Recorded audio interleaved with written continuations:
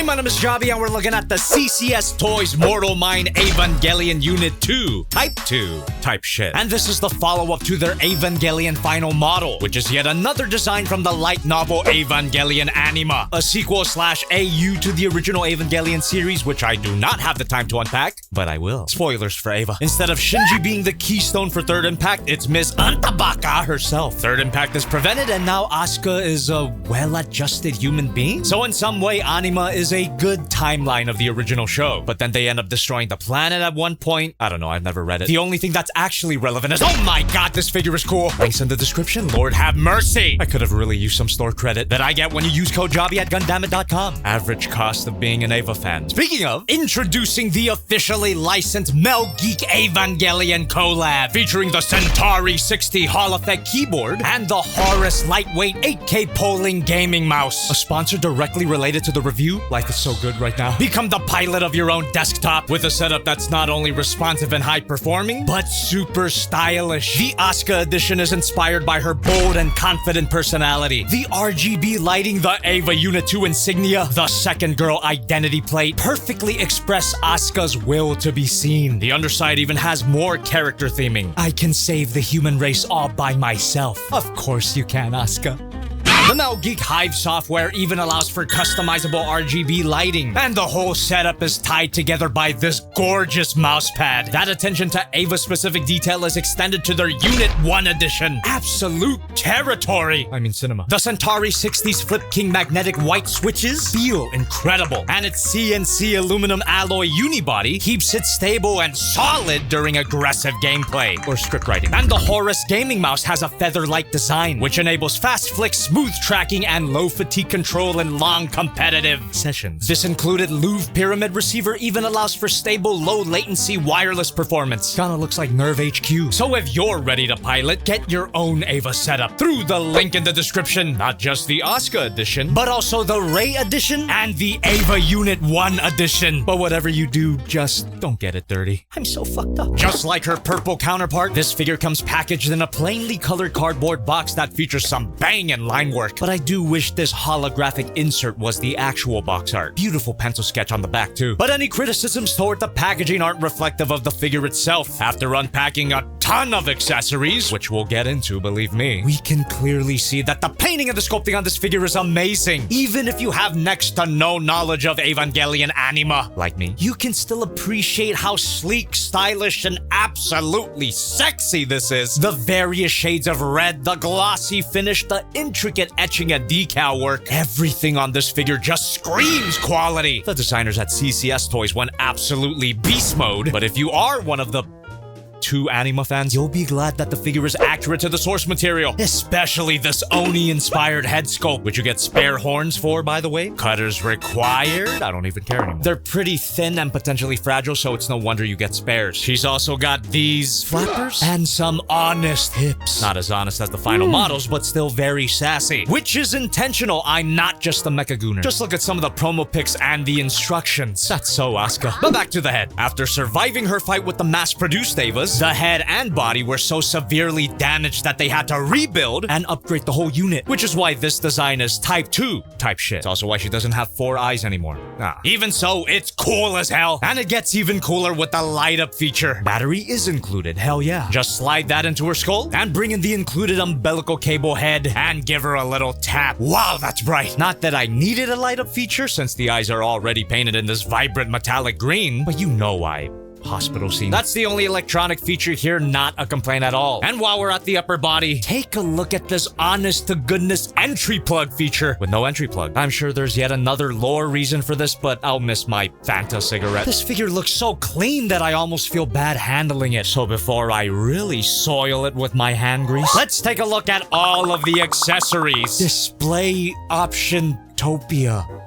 Yeah, we'll go with that. First of all, you get a whopping 6 pairs of hands, including the already attached fists, which weren't attached for very long, as I found out on my Just Playing stream on Jobby too. Like, comment, subscribe. Also found out I got my ass fucked. Thanks, Goose. I could tighten this up with a dab of super glue, let it completely dry before replugging it in, or I could just make sure that they're pushed in all the way. That works too. In addition to the fists, you get a pair of open hands, relaxed hands, and 3 types of grabby hands, although you only need 2. Makes sense to have multiple grabbers. There is a lot to grab. Like the classic progressive knife, which is actually stored in the shoulder pylon thingy, magnetically connected, which you'll find is a common theme. And I recommend heating up the fingers a little bit to make them more flexible. Something I didn't realize on my Just Playing stream on Jobby 2 is that you get 2 knives, but you only need one to do the thing.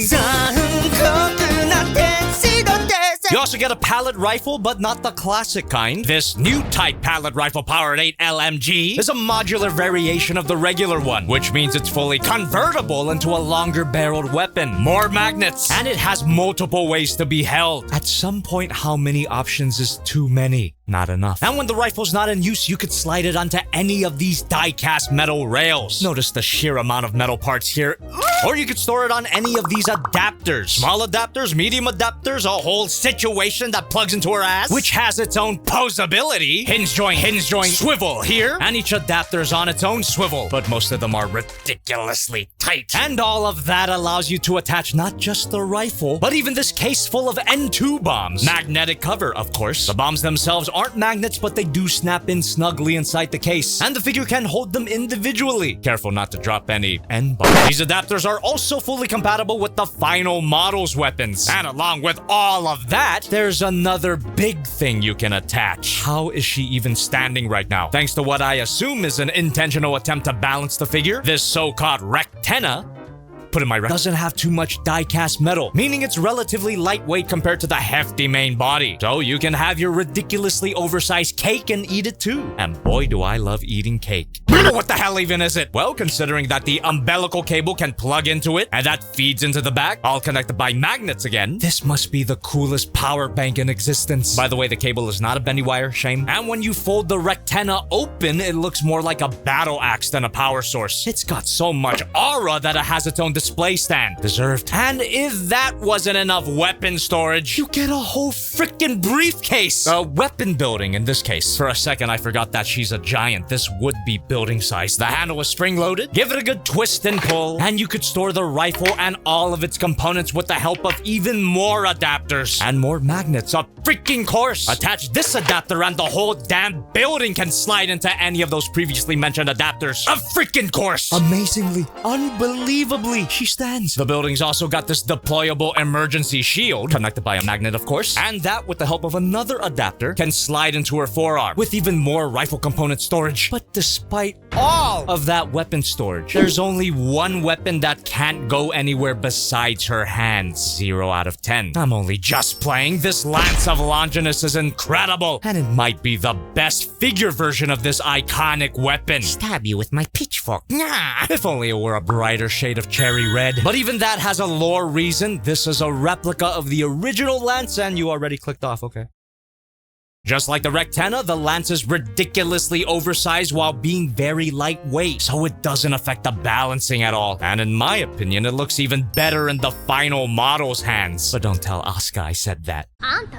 To avoid the worst case scenario of this hot mess tumbling down your shelf, you get a display stand. Same style of base included with the final model, with the name beautifully engraved in gold. Plug in this adapter, which locks into place from the bottom, fully adjustable, and you get the choice of 2 metal rods, which can be stored under the base when not in use. Very nice. Make sure to fully insert it into the adapter until it's pegged in. From there, you can plug in one of these 3 cradles, which will impact the tilt of the figure. And any of those cradles will plug into the main figure's grundle. It's a stable connection by itself, but for even more stability, theoretically, you get this bendable metal rod that reminds me of a Hot Toy stand, even though I've never owned a Hot Toys. And that can plug into yet another adapter that slides into the tip of the rectenna. It doesn't work, but hey, options. With the help of this base, or any other base, I prefer this Amazon doll stand, and with all of the accessories, you can get her into an insane amount of displays. You know how I said I felt bad about handling her? After experiencing the smooth and solid joints, all made of die-cast metal, and feeling the full weight of the figure, it gets easier to look past the stains. Don't leave me, Asuka. Posability. Ball joint at the head. Every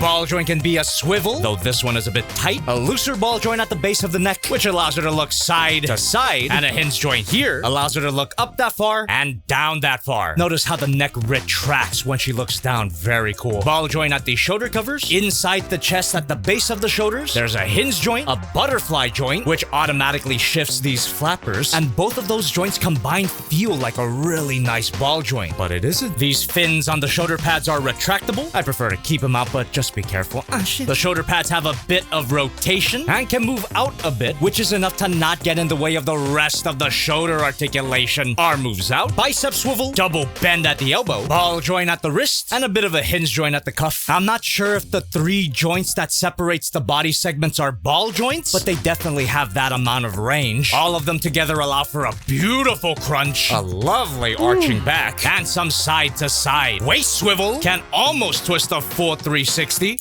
Oh, fuck. Careful when swiveling the body, that ass cap tends to pop off. Her love handles can unpeg and rotate to allow for a high kick. Can't move back that far. She's got a beautiful spread, which causes these parts to shift ever so slightly. Very nice. Articulated pussy bone. Thigh swivel, double bend at the knee, which just like the Ava final model, when you bend the knee all the way in, it bulges the calf ever so slightly by way of the spring-loaded button. Deliciously natural. Like your mom. Hinge joint at the knee pad. Ankle swivel. There's actually 2 swivels, one here and one here. Ankle can hinge up. Ball joint here. Another ball and hinge joint at this heel pad. A toe bend. And if you swivel the ankle properly, you can get a beautiful ankle pivot. Poseability is incredible. Practically any pose you want her in, she can do it, including the classics. Add a metric titty ton of weapon storage and accessories, and you could easily spend hours playing with this thing, which I did on my Just Playing stream on JobbyTube. Seriously, over half of this video was about the accessories. Holy filler. Size comparison time. Here's Figma Modic Economy, Haya Toys Godzilla, Magic Square Light of Peace Not Optimus Prime, my previous review, the Gong Gypsy Danger, the Metal Build Evangelion Unit 2, Bandai's back got blown out again, and of course the CCS Toys Evangelion final model. Just look at these sexy beasts. Needless to say, I do not regret my purchase at all. Unit 2 Type 2 is not only a blast to look at, but to play with as well. She's a must if you already have the final model. They look so good together. Maybe